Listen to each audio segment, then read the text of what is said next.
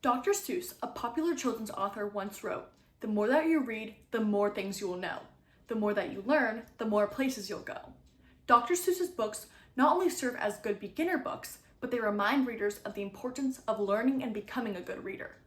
Unfortunately, many kids in the United States fail to have strong literacy skills, and this is due to ineffective curriculums all throughout the country that rely on balanced literacy. Balanced literacy relies heavily on contextual clues to identify words and their meanings. It also may or may not include phonics in its curriculum, and it can lack the structured and explicit instruction in order to effectively teach students to read. One of balanced literacy's strongest advocates was Lucy Calkins, who was the organizer of the Teachers College Reading and Writing Project at Columbia University, and she created a balanced literacy curriculum to teach students to read, but she stepped down in 2023 due to criticism of balanced literacy from educators and parents. This flurry of criticism didn't occur recently, but started in the 1970s when the whole word language approach was created, then criticized. And in the 2000s, the National Reading Panel published its report that recommended explicit instruction in phonemics, in which sound spelling relationships are directly taught.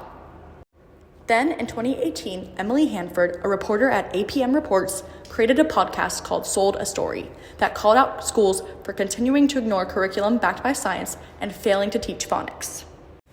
Since then, only 32 states, such as Virginia and Hawaii, have passed some form of legislation or talked about implementing a curriculum that is backed by science.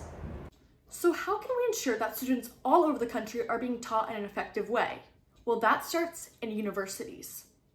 Anne Carabell, an instructor who has worked at American University for 6 years, has worked on local and federal grants that allowed them to start an early literacy intervention cohort to fully fund over 30 American University students to teach elementary school students.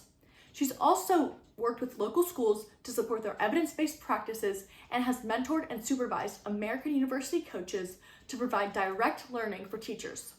Not only does she teach at American University, her expertise is used in local classrooms. In some cases, we work with whatever the school is using. We have also done things like pilot curricula. So I have led a pilot of the UFLA Foundations curriculum, which is one of the newer ones, but it's evidence-based, it's research-based, it's like grounded in teacher experience. But her work doesn't stop there. She also aims to support students with learning disabilities such as dyslexia. If you think about people who are dyslexic, they need more practice and they need it to be more explicit. And so what we want to do is think about, okay, well, if we have a baseline curriculum that is evidence-based, it is solid, we look at the practices themselves are evidence-based. If we have that high level of a program to begin with, we can make that even more explicit. We can break down the component skills more. We can offer more practice with more specialized staff or teachers. And so that's really what we recommend. However, students with dyslexia aren't always taught effectively from the beginning. So how does one support those students with learning disabilities? Anne Carabell says interventions can help, despite arguments that interventions aren't feasible. Because we know that the longer you wait, kind of the longer it's going to take to catch up, right? The more intense your intervention is going to need to be. So we're talking about, working with someone with very specialized knowledge multiple times a week, either individually or in a small group setting, over a period of years. But it is harder to catch up the longer you wait. So what does this look like in a school?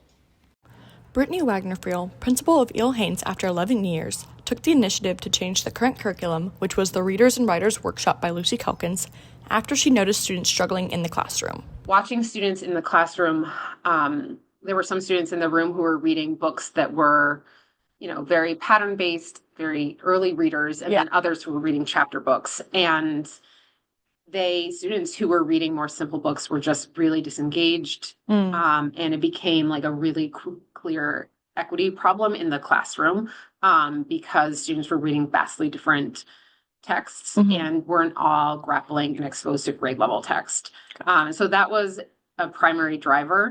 Then, between 2014 and 2015, she made the shift to a science-backed curriculum that she saw lots of progress on. One of the first immediate changes that I noticed was a change in students' engagement and self-efficacy in the classroom. So right away, when we taught a reading lesson, students were all given the same text. So a student who had seen themselves as a striving or struggling reader was now reading the same text in class as a student who, they may have seen as like, oh, wow, they're so much smarter than me. And it was really exciting to see that change in how students were viewing themselves as readers and writers. Yeah. And so I think that was the first visible, observable change that we saw. In addition to that, I have seen more faster growth for kids. Implementing the new curriculum was easier for this charter school with the chief academic officer support, though that's not always the case. While it was easy to make the change, teachers faced a fast, challenging shift, but a literacy coach provided crucial support, ensuring effective use of the curriculum. Professional development was also essential. In the past couple of years, we've invested a lot in professional development for teachers while we have great curricula, we needed to build teacher knowledge so that they were able to make really smart choices about how they're customizing that curriculum for students. The cost was high initially, but long-term payments made it manageable. A struggling student's test progress proved it was a worthwhile investment. Teachers sent me a picture of a student who had just skyrocketed.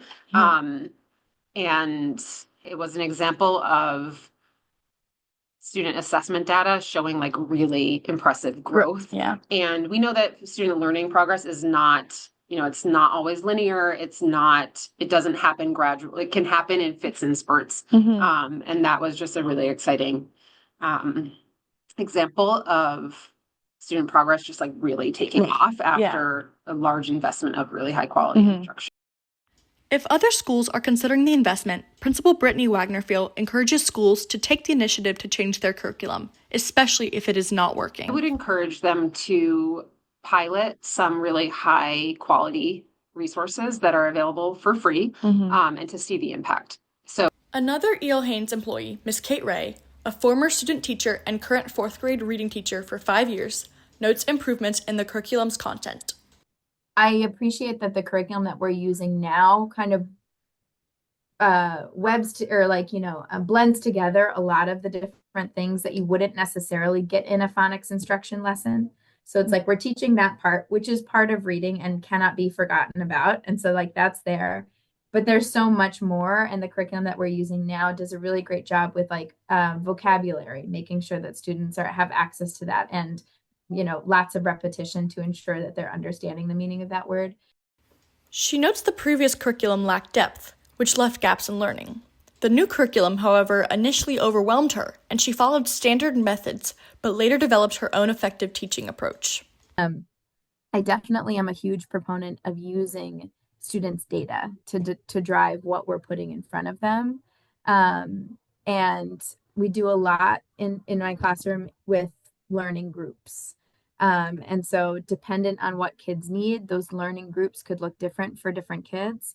But it's very tailored and very focused on what do you need to level up in terms of getting to the next phase of reading for you. And that's kind of developed throughout the years, and unfortunately just developed through having received a lot of kids from 3rd grade year after year who are quite behind in reading. And not necessarily feeling comfortable with just putting the, scripted curriculum in front of those kids who aren't at a space where they can access that type of rigorous learning quite yet.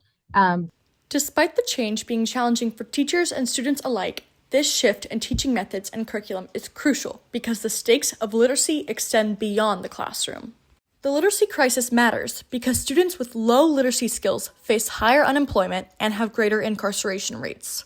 It also costs the U.S. $225 billion annually in productivity losses, crime, and lost tax revenue, according to ProLiteracy. The literacy crisis impacts both students and society as a whole. What steps can teachers take to provide future generations with an effective literacy curriculum that supports all students, including those with learning disabilities?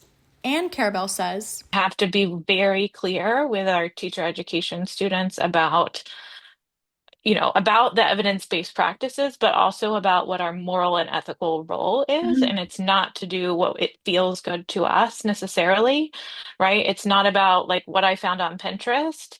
It's about, right, like how am I doing right by the children in front of me? And how am I considering their whole trajectories of school when I'm making my instructional decisions? and what can parents do? I urge parents to advocate for better curricula and teaching methods if their child isn't benefiting. We must raise awareness among parents, educators, and policymakers about the literacy crisis. Despite efforts to dismantle the Department of Education, our right to demand quality education remains.